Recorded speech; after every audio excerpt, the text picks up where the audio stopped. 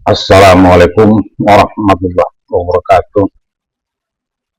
Semoga kita diberikan kemudahan-kemudahan sehingga sukses melaksanakan kegiatan dan doa kita terkabul.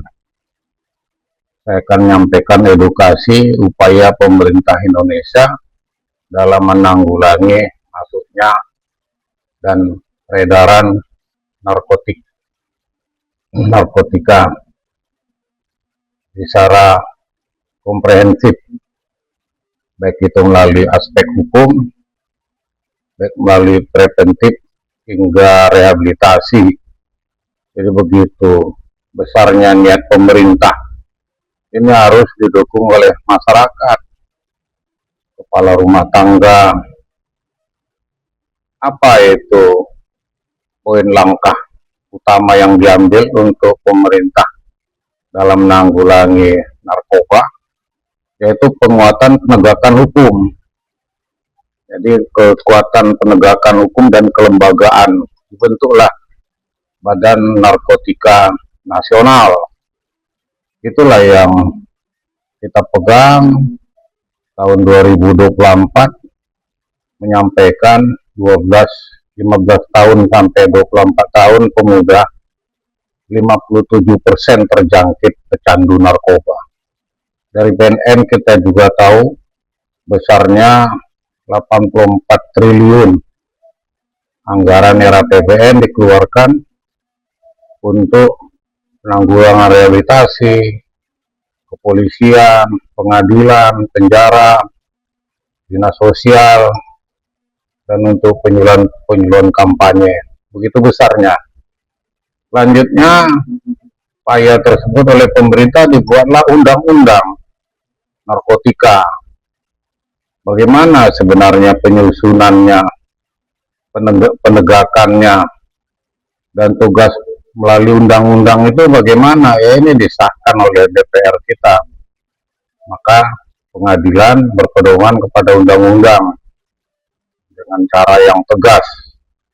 Walaupun kita semua mengatakan tidak terhadap narkoba, tapi bagaimanapun upaya untuk masuk penyeludupan, apakah dia melalui pulau-pulau, jalur-jalur pelabuhan tidak resmi, atau memang letak dari posisi Nusantara kita ini cenderung banyaknya jalur dari mulai Sumatera sana, ada yang dari Langsa, dari Aceh, dari Belawan, dari Tanjung Balai, bahkan Siapi-api, terus sehingga inilah memudahkan masuknya. Nah, pemerintah juga sudah menyiapkan undang-undang narkotika untuk memberikan efek jera, ya, efek jera, termasuk hukuman berat dan bahkan ada yang hukuman mati. Jadi, untuk upaya pemerintah penegakan hukum. Ada juga satuan tugas anti narkoba. Jadi satgas-satgas dibentuk, baik di kepolisian, di BNN, baik juga di pengadilan, baik juga di lapisan masyarakat. Untuk apa? Untuk mempersempit daripada dampak pengguna pecandu narkoba ini. Ini juga termasuk disebut dengan preventif, sehingga pencegahan bisa juga digunakan sebagai edukasi. Ya, termasuk saya ini sangat getol, saya tidak mau berhenti saya untuk menyampaikan, mari kita semua perhatikan, mari kita sama-sama mengawasi. Jangan hanya diserahkan kepada pemerintah, dalam hari ini BNN saja, hanya polisi saja, dinas sosial saja, pengadilan saja, tapi sekolah-sekolah, SMA negeri, SMP, juga di masyarakat, yaitu dia adanya pencegahan-pencegahan. Bagaimana sebenarnya dibuatkanlah sosialisasi bahaya narkoba, sehingga melakukan penyuluhan-penyuluhan. Ada di dalam satu kegiatan, ya, yang tua-tua itu harus loyal. Contoh mungkin muadzin di musola, muadzin di masjid, memberikan kegiatan pemuda itu yang udah tua-tua masih muadzin di musola, di masjid, yang muda-muda ini supaya kegiatan mereka digalakan itu voli misalnya, galakan itu bola, bulu tangkis, dibuat karena dibantulah. Nah, ini ada juga kita siapkan yaitu integrasi kurikulum. Jadi ini pelajaran-pelajaran sekolah sudah disiapkan pengenalan-pengenalan. Bahkan saya lihat ada triplek, ditahu di sana oh ini ganja, ini kokain. Jadi di gang-gang jalan sekolah itu SMA negeri, sehingga anak-anak mengerti yang mana itu ganja. Jadi di Sumatera sana, kota Cane, perbatasan Aceh dengan Sumatera Utara, ada tempat perbatasan itu, bahkan anjing pelacak ada kantornya, ada semua penumpang bis itu turun diperiksain. Nah, ini untuk mencegah penyeludupan, bahayanya narkoba. Kalau yang di Aceh sana bahayanya ganja ya, karena ganja itu satu gunung ya, disebut dengan Gunung Loser. Ada berapa kabupaten itu dan 2 provinsi itu.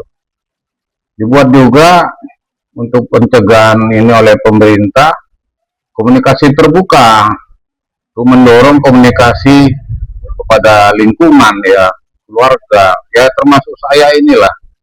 Ini untuk membuat, mengingatkan supaya kita mari bersama-sama untuk bisa. Karena kalau 84 triliun ini bisa turun anggarannya, bisa digunakan untuk pembangunan jalan, sehingga hasil tani tadi lancar ya, komunikasi lancar, orang berpergian tidak jalannya berlubang-lubang, sehingga mudah rusak kendaraan-kendaraan.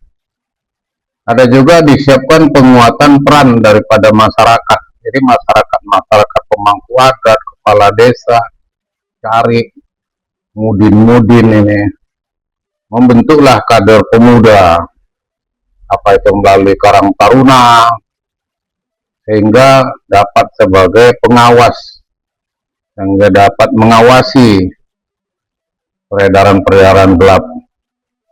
Yang ketiga, itu tadi yang kedua tentang pencegahan.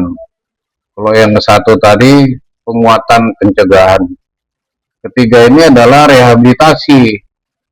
Jadi tiap-tiap provinsi itu ada rehabilitasi mereka pengguna ini. Bukan berarti yang direhabilitasi itu orang-orang yang punya uang saja. Seperti orang gila itu gak ada uang dilepas di jalan-jalan. Wah, ini kasihan. Begitu juga tentang rehabilitasi ini bukan hanya untuk mereka. Tim medis ini jangan digunakan untuk mereka yang punya uang saja. Sehingga seperti pindah kos, keluar uang untuk makan, perawatan lampu, pembersihan kamar, wah ini repot ini. Sehingga tidak berlanjut. Kalau hanya melakukan kepada orang yang punya uang saja ini, pembinaan lanjut ini tidak kumpul ini. Sehingga bagi pecandu narkoba tadi tidak ada efek jerah. Karena direhabilitasi ini orang-orang yang kaya saja. Semuanya semua tidak pandang bulu untuk direhabilitasi. Fasilitas-fasilitas rehabilitasi juga demikian disiapkan oleh pemerintah.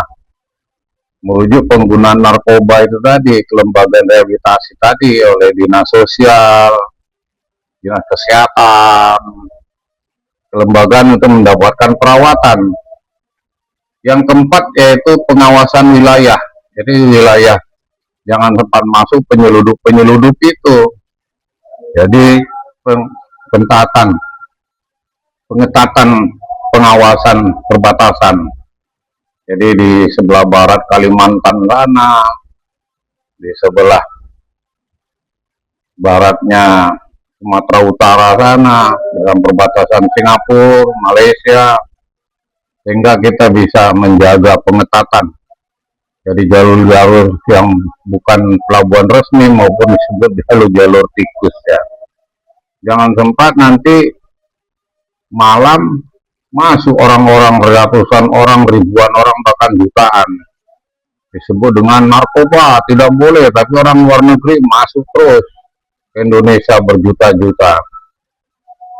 Di pik 2, pik 1, pik 2 itu bertonton itu diketemukan narkoba. Nah ini harus kita perhatikan pengawasan wilayah. Ajan sudah mengandang, waktu kita terbatas, semoga mendapatkan edukasi. Assalamualaikum warahmatullahi wabarakatuh.